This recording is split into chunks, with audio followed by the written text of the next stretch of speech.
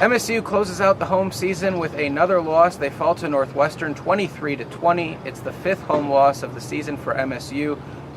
Head coach Mark D'Antonio said he can't remember a time in his, both as assistant and as a head coach, where MSU's lost this many games at home. Jesse, what did you see in this one? When it came down to it, and as D'Antonio pointed out in his post-game press conference, the turnover margin was a huge, huge difference maker. Andrew Maxwell had 2 interceptions. There was a fumbled snap near the goal line, which negated what could have been an MSU touchdown or field goal.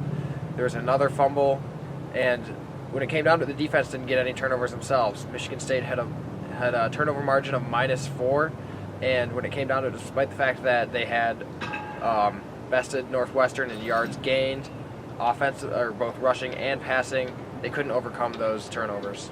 Yeah, 2 times for MSU down at the 1-yard line. The first time Maxwell fumbles the snapper, really never had the ball, and it leads to no points. They do get the safety on the ensuing possession and get the ball back and get a field goal because of the shortened field.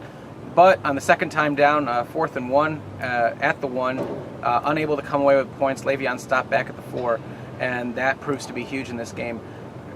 5-6 for MSU. It's been a very long time since D'Antonio was under 500. 6-7 season where they lost in 2009.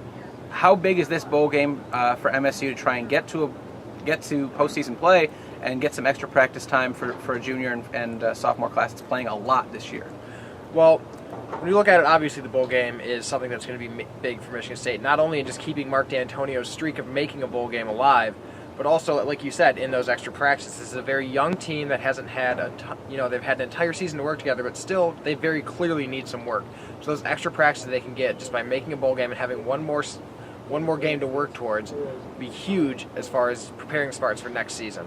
It really is remarkable how different a season feels if you go 5-7 and stay home versus going 6-6, get to a bowl game, and have something to build off. So a big week for MSU. They finish out their season by traveling on the road to face Minnesota in what will be the deciding game, a play-in game of sorts for postseason play.